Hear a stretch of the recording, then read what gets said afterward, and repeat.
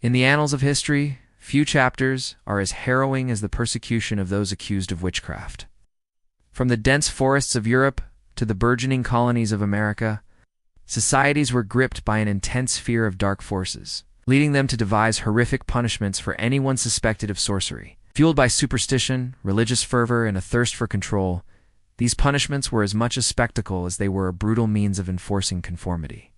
In this video, we will delve into some of the most notorious methods used to torment those deemed, which is methods designed not just to inflict pain, but to send a chilling message to all who witness them.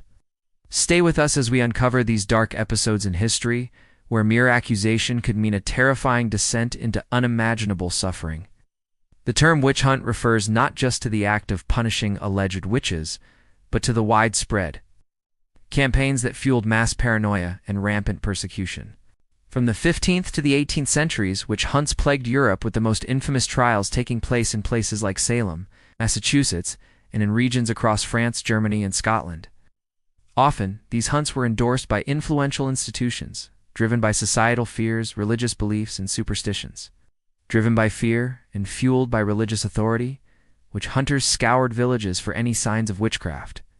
Many of the accused faced trials, and proof of witchcraft could range from the possession of simple herbs to strange birthmarks, sometimes called witches' marks. Once suspected, the accused were subjected to brutal tests to prove their guilt, often leading to horrific punishments.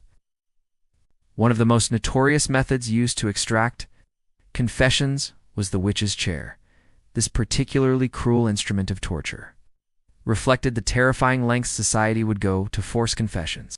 Known primarily in Germany and later adopted in other parts of Europe, the witch's chair was made of iron and covered with sharp spikes on the seat, back armrests, and even the footrests. The accused would be bound tightly to the chair, pressing their skin against the spikes with no chance of relief. Interrogators would question the accused while they endured unimaginable pain. In some cases, the chair would be heated, causing severe burns on the victim's body. It was believed that a witch would not feel pain if she was truly guilty, a superstitious notion that made the chair a common instrument in trials. If the accused cried out in agony, interrogators took it as evidence of guilt, convinced that a witch would break down under extreme duress. Historical records show that this method was as much about instilling fear in the community as it was about extracting confessions. The sight of someone bound to a chair of spikes would have served as a powerful deterrent to anyone harboring doubts about the witch hunts or the religious authority behind them. Among all the punishments for witchcraft, burning at the stake is perhaps the most notorious. This method of execution, known as one of the cruelest, was primarily associated with countries like France, Spain, and the Holy Roman Empire. The act of burning was seen as a form of cleansing, where fire would supposedly rid the soul of evil and prevent any demonic force from reanimating the body. While burning was common in Europe, England had its own variations. In England, witches were more frequently hanged, as burning was typically reserved for those guilty of petty treason. In Scotland, however, the flames were the preferred method.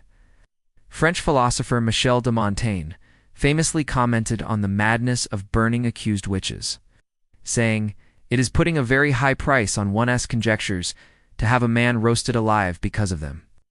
Montaigne's observation highlights the absurdity of condemning people based on suspicions. Thousands, both women and men, faced death by fire across Europe. Often with little evidence other than hearsay and fear, the psychological and physical suffering of such a punishment was extreme. Witnesses to these executions often reported the horror of watching someone burn, the cries for mercy echoing through the air. Another infamous method of punishment was the witch's bridle, also known as the scold's bridle or branks. This device served both as a punishment and a tool for public humiliation. Typically made of metal, the witch's bridle was a mask or cage that fit over the accused's head and had a spiked plate that pressed against the tongue or roof of the mouth. Any attempt to speak would cause severe pain, effectively silencing the accused. Known primarily in England and Scotland, the witch's bridle was not exclusively used for witches, but also for women accused of being scolds or public nuisances. The victim was often paraded through the streets, an act that served to humiliate her publicly and prevent any attempt at defending herself or uttering supposed curses. The bridle reflects the era as strict societal control over women and anyone who spoke against prevailing norms. The device ensured that women, particularly those viewed as outspoken or troublesome, were effectively silenced, rendering them powerless in both physical and social terms. Hanging was another method of execution commonly used in England and parts of colonial America for those convicted of witchcraft. While it was considered slightly more humane than burning, hanging still resulted in a torturous death. During the height of the witch trials in the 17th century, hundreds of women and men faced the noose, with public hangings often turning into communal events. Sir Thomas Browne, a 17th-century English physician, supported the belief in witchcraft and its dangers. He wrote about witchcraft as a sinister and seducing art that exposed people to the wrath and malice of the devil. His words captured the general mindset that witches represented a genuine danger to society, and that executing them was a necessary act. To protect the community, while hanging did not involve fire or spikes, it was still an excruciatingly painful way to die. The sight of a public hanging served as both a warning and a grim spectacle, further solidifying the fear surrounding accusations of witchcraft. The drowning test, also known as the swimming test, was another notorious method used to determine a person's guilt. The accused would be bound and thrown into a body of water. If they floated, they were declared guilty, as water was believed to reject witches. However, if they sank, they were considered innocent, though many drowned, before they could be pulled out of the water. Known as a trial by ordeal, this practice was legally sanctioned in some parts of Europe and reflected a time when superstition took precedence over logic. This test was ultimately a death sentence disguised as a trial, leading to the deaths of many innocent people. Reginald Scott, an English historian, denounced the practice of witch trials in his book, The Discovery of Witchcraft, describing them as founded on superstition and ignorance, lacking both mercy and reason. The drowning test, like many other methods, was based on the flawed idea that supernatural powers could be proven through physical tests. Sadly, countless individuals perished, their innocence or guilt never truly established. The rack torture was another brutal method used across medieval Europe, particularly during witch trials. This instrument of terror was not reserved solely for witches, but was frequently employed in witch hunts. The accused limbs were tied to rollers at both ends of a wooden frame, and as the rollers were turned, the body would be stretched to the point of dislocation or even breaking. This method, used in regions like France, Spain, and Italy, became synonymous with torture sanctioned by the state. It forced confessions from those accused of witchcraft, who could not endure the excruciating pain. Italian philosopher Cesare Beccaria later condemned such methods in his book on crimes and punishments, advocating for rational justice over inhumane practices. Beccaria's shift in societal attitudes reflected a growing call for justice that respected the dignity of the accused. However, during the witch trials, the rack was an instrument used not only to extract confessions, but to demonstrate the state's power to enforce its authority. The rack illustrates the cruelty of the times, with confessions often obtained under conditions that would force anyone to admit to anything to escape the agony. Innocence was irrelevant in these trials. What mattered was conformity to the authorities' desires for control. The burning at the stake method, while also discussed in the previous section, deserves further mention due to its horrific prominence in witch trials. This method was particularly widespread in France and Spain, and in its most extreme form, individuals accused of witchcraft were tied to a wooden stake and set alight. The burning was seen as a form of purification and a means to prevent the return of evil spirits. The act of burning not only caused extreme physical pain, but also had profound psychological effects. As the flames consumed the victim's body, the surrounding crowd would often witness the screams for mercy, heightening the fear and dread of witchcraft. This form of execution was designed to not only punish the individual, but also to send a strong message to others. It was believed that by purging the body with fire, any demonic presence would be destroyed for good. Over time, burning at the stake became a spectacle, the crowds gathering to watch the gruesome execution as a form of entertainment, further solidifying the terror and panic surrounding witch hunts. Another horrifying method used to silence the accused was the witch's bridle, known also as the scold's bridle or branks. This device was an instrument of public humiliation as much as it was a punishment. It was a metal mask, or cage, that fit over the accused head.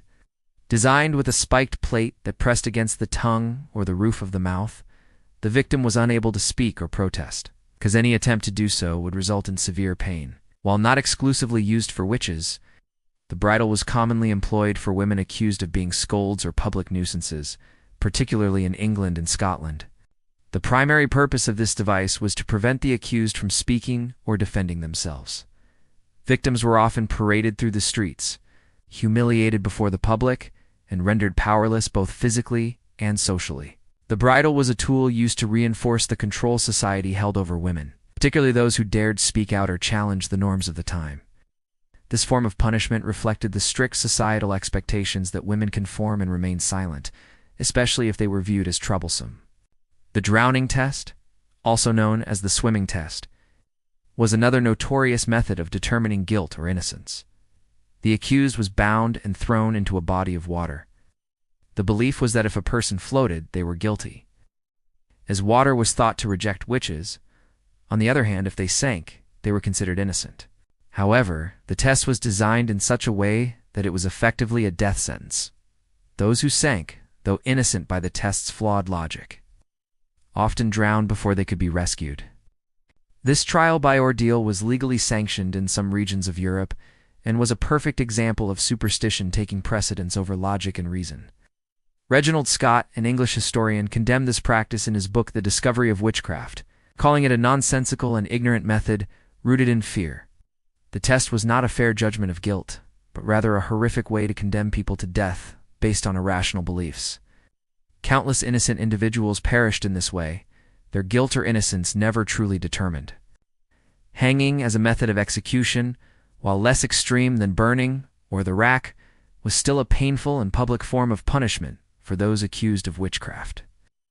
In England and colonial America, hanging was the method of choice for executions, while it was considered less cruel than burning. It was still a torturous way to die. During the witch trials of the 17th century, hundreds of men and women were hanged, with public executions becoming communal events. Sir Thomas Browne, a physician in the 17th century, believed in the dangers of witchcraft and supported the executions, viewing witches as a genuine threat to society. His words reflected the widespread fear and belief that witchcraft was a real and dangerous phenomenon. Hanging did not involve fire or spikes, but it still caused immense suffering. The execution was public, and it served as a grim reminder of the consequences of being accused of witchcraft. The spectacle of a public hanging added to the terror, reinforcing the belief that witchcraft must be eradicated by any means necessary. These brutal methods of punishment for alleged witches were a direct reflection of the fear and superstition that dominated much of Europe and the American colonies during the height of the witch trials. The methods were designed not just to punish, but to create an environment where fear was so deeply ingrained that even the thought of being accused of witchcraft was terrifying. People lived in constant dread of being falsely accused. Even the slightest suspicion could lead to torture and execution. The history of these punishments serves as a stark reminder of the power of fear, ignorance, and unchecked authority.